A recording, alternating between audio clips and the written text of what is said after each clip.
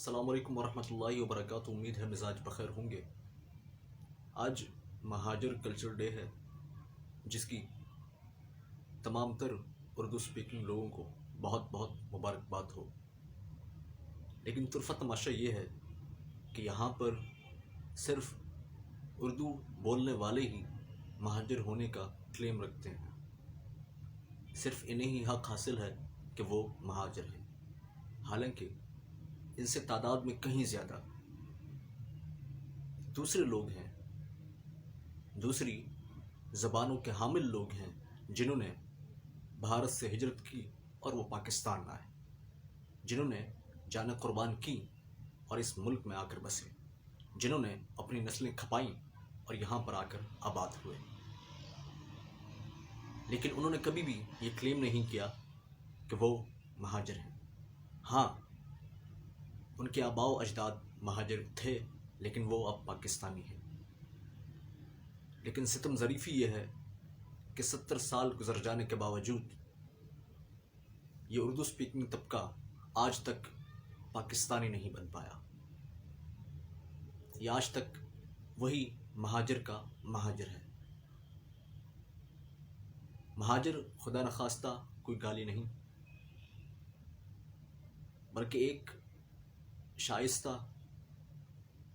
اور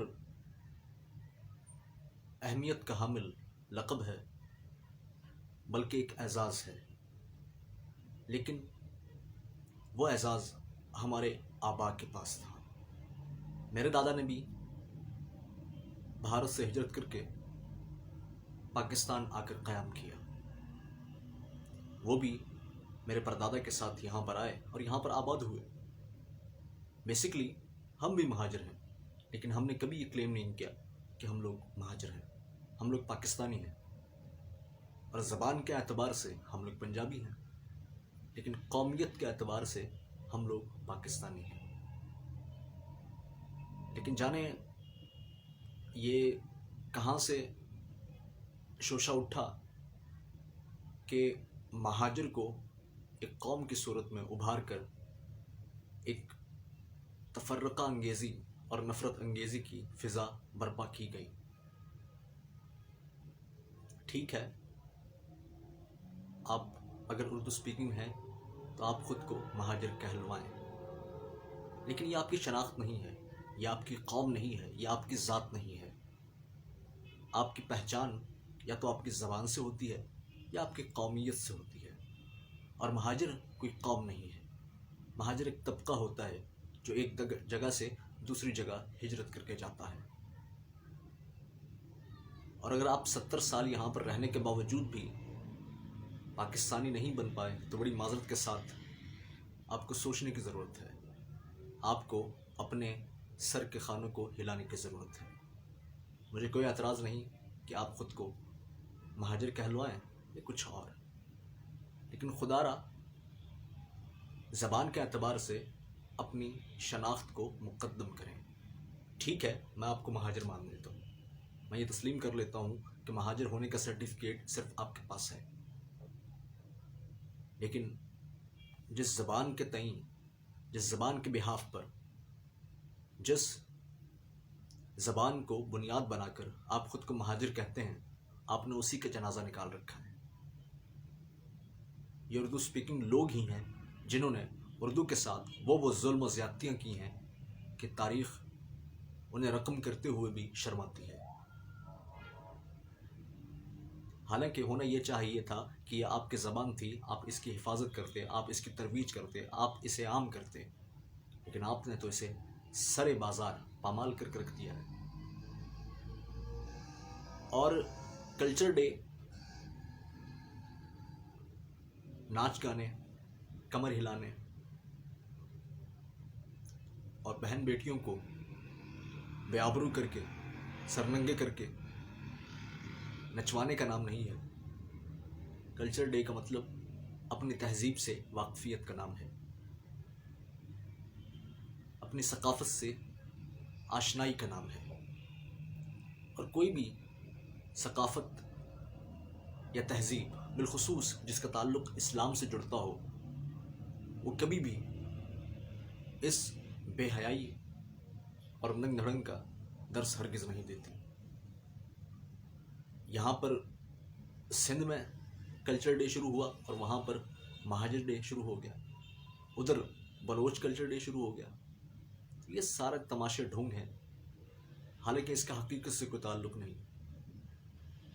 تہذیب اور ثقافت کو وہی لوگ سنبھالے ہوئے ہیں جو حقیقی معنوں میں ان سے تعلق رکھتے ہیں۔ جو حقیقی بلوچ ہیں ان کے دم سے بلوچی ثقافت آباد ہے، جو حقیقی سندھی ہیں ان کے دم سے سندھ کی تہذیب زندہ ہے، اور جو حقیقی مہاجر ہیں بقول آپ کے، جو اردو بولنے والے ہیں، جو واقعتاً اس کا حق ادا کرتے ہیں، انہی کے دم سے اس کی تہذیب اور ثقافت آج تک زندہ و جاوید ہے۔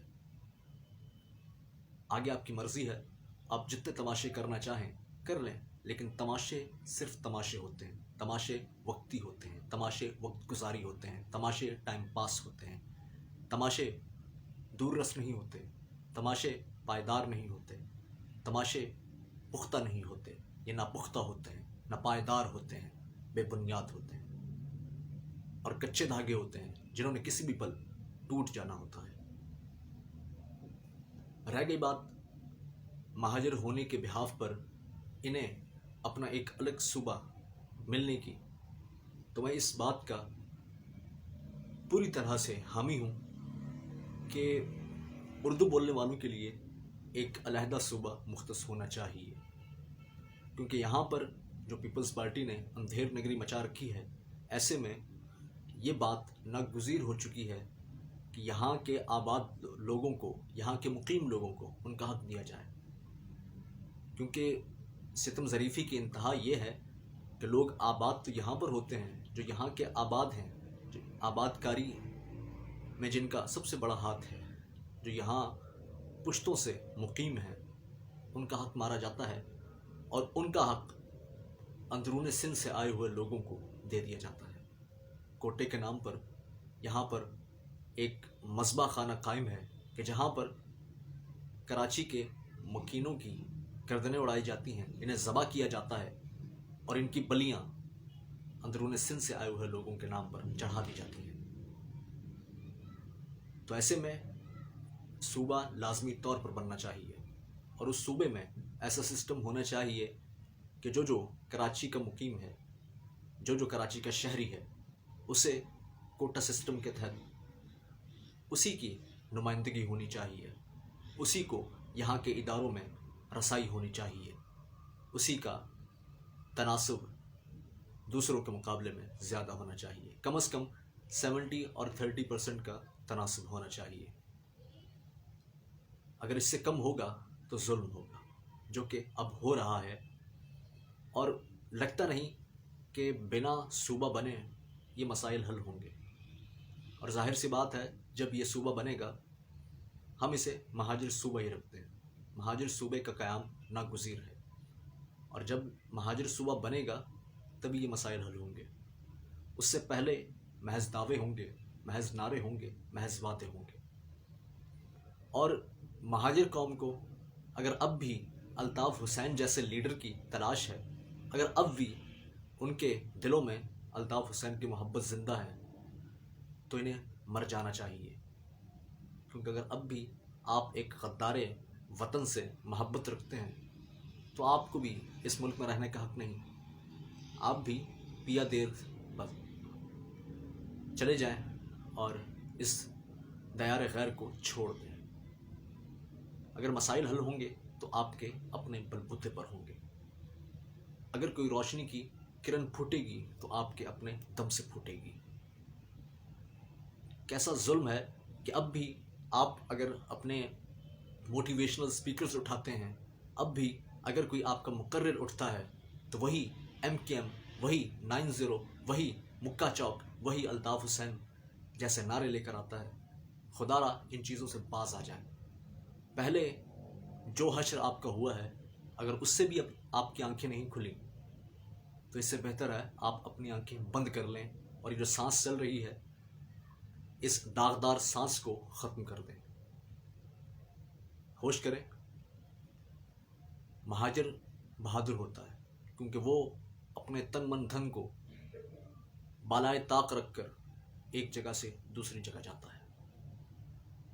اس سے بڑا جگرا کسی کا نہیں ہوتا. اگر آپ میں اتنا سا جگرا نہیں کہ ایک غدار ملک کو بھلا سکیں تو آپ کو کوئی حق نہیں پہنچتا کہ آپ خود کو مہاجر کہلوائیں. ملتا ہوں انشاءاللہ اگلی ویڈیو میں. تب تک اپنا اور اپنے گرد و پیش کے لوگوں کا خیال رکھیں. اللہ ہمارا حامی و ناصر ہو.